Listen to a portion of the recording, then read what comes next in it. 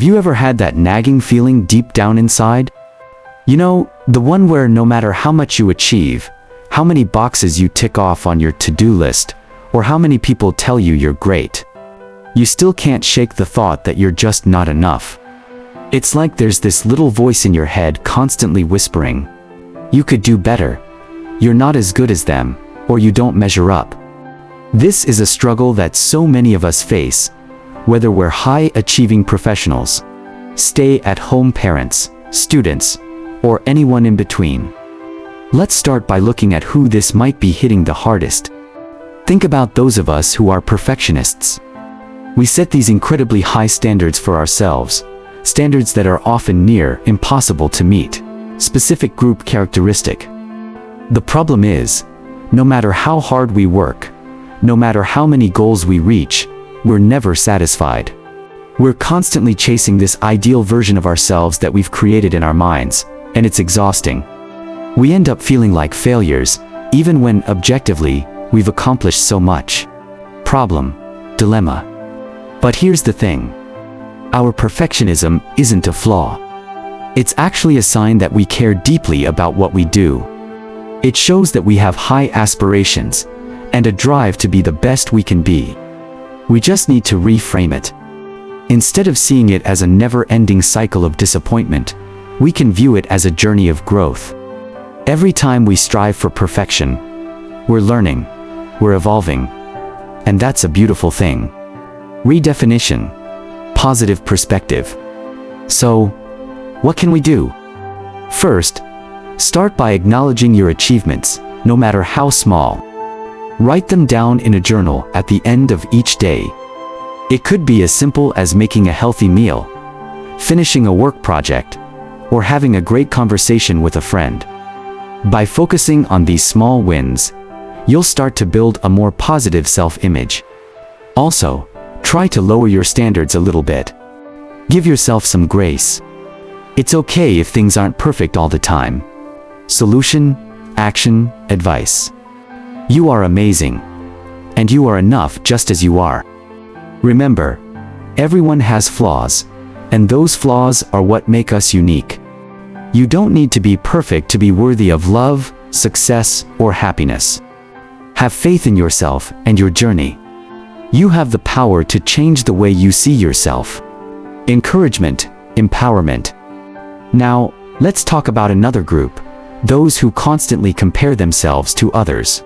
Specific group characteristic. In today's social media-driven world, it's so easy to fall into the comparison trap.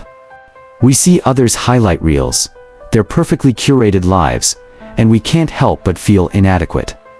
We compare our behind the scenes to their front page, and it makes us feel like we're falling short. Problem. Dilemma. But here's a new way to look at it. Comparing ourselves to others can actually be a source of motivation if we use it right. It can show us areas where we want to grow, but we need to do it in a healthy way. Instead of beating ourselves up for not being like someone else, we should focus on our own progress. Redefinition, positive perspective. One thing you can do is unfollow accounts on social media that make you feel bad about yourself. Fill your feed with content that inspires you, that makes you feel good, and that focuses on self-improvement. Also, practice gratitude. Every day, think of 3 things you're grateful for about yourself. It could be your sense of humor, your kindness, or your ability to learn new things. Solution, action, advice. You are on your own unique path, and your journey is just as valuable as anyone else's. Don't let comparison steal your joy. You have so much to offer the world, and you are more than enough. Believe in yourself and your own worth. Encouragement, empowerment.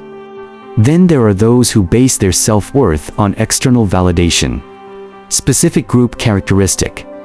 We rely on others' approval, whether it's from our bosses, friends, or family, to feel good about ourselves. When we don't get that validation, we feel worthless, and it can really take a toll on our mental health. Problem. Dilemma. However, this need for external validation can be seen as a sign that we have a strong desire to connect with others and be part of something. But we need to shift our focus. Our self-worth should come from within. We need to learn to validate ourselves. Redefinition. Positive perspective. How can we do this? Start by identifying your core values. What's important to you? Is it honesty, kindness, or perseverance? Then, make sure your actions align with those values. When you do things that are in line with what you believe in, you'll start to feel more confident and worthy, regardless of what others think. Also, practice positive self-talk. Replace negative thoughts like, "I'm not good enough" with "I'm doing my best."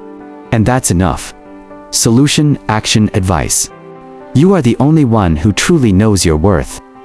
Don't let others' opinions define you. You are a unique and valuable individual, and you have the power to create your own sense of self-worth. Trust in yourself and your abilities. Encouragement, empowerment. Now, let's touch on a psychological theory that can help us understand this better: the self-esteem theory. Self-esteem is how we feel about ourselves, and it plays a huge role in whether we feel like we're enough. According to this theory, there are two types of self-esteem: contingent and non-contingent. Contingent self-esteem is based on external factors, like achievements or others' approval. Non-contingent self-esteem, on the other hand, is about accepting and loving ourselves unconditionally. Inserting psychological theory. Most of us start with contingent self-esteem, but the goal is to move towards non-contingent self-esteem. We can do this by practicing self-acceptance, which means acknowledging all parts of ourselves, the good and the bad, and still loving ourselves. Relating theory to solution. Let's take an example from real life. There was this woman named Sarah. She was a high-powered lawyer, but she always felt like she wasn't enough. She was constantly comparing herself to her colleagues, and she based her self-worth on winning cases. When she lost a case, she felt like a complete failure. But then, she started to work on herself. She began practicing self-acceptance, focusing on her values, like helping others and being a good friend. She also started to acknowledge her small achievements, like giving a great presentation in court, even if the case didn't go her way. Over time, she started to feel more like she was enough, regardless of the outcome of her cases. Using a real-life example. Another group we need to talk about is those who have a fear of failure. Specific group characteristic. This fear can be so paralyzing that it stops us from even trying new things. We're so afraid of not living up to our own or others' expectations that we miss out on so many opportunities for growth and self-discovery. Problem. Dilemma. But here's the positive spin. The fear of failure actually shows that we care about what we do. It means we have high standards for ourselves. We just need to change our perspective on failure. Instead of seeing it as the end, we should view it as a stepping stone to success. Every failure is a chance to learn, to improve, and to come back stronger. Redefinition. Positive perspective. So, what can you do if you have a fear of failure? Start small. Take baby steps outside of your comfort zone. Try something new that has a low risk of failure, like taking up a new hobby. If it doesn't go well, analyze what went wrong, and use that knowledge to do better next time. Also, surround yourself with positive, supportive people who will encourage you even if you fail. Solution, action, advice. You are so much more than your failures. Everyone fails at some point in their lives, but it's how we bounce back that defines us. You have the strength and the resilience to overcome your fear of failure. Believe in yourself, and take that first step. Encouragement, empowerment. Let's consider those who are overly self-critical. Specific group characteristic. We're our own worst critics. We're constantly pointing out our flaws, our mistakes, and our shortcomings. This constant self-criticism can be incredibly demoralizing and can prevent us from feeling like we're enough. Problem. Dilemma. However, This self-critical nature can be transformed. It can be a sign that we have a high level of self-awareness. We're able to see our areas for improvement, and that's a great starting point. We just need to be kinder to ourselves. Redefinition, positive perspective. To be less self-critical, practice self-compassion. Treat yourself the way you would treat a good friend. If your friend made a mistake, you wouldn't berate them, right? You'd offer support and encouragement. Do the same for yourself. Also, when you have a negative thought about yourself, try to reframe it. For example, instead of saying I'm so stupid for making that mistake, say I made a mistake, but I can learn from it and do better next time. Solution, action, advice. You are worthy of your own love and kindness. Stop being so hard on yourself. You are a work in progress, and that's okay. Embrace your imperfections, and you'll start to feel like you're enough. Encouragement, empowerment.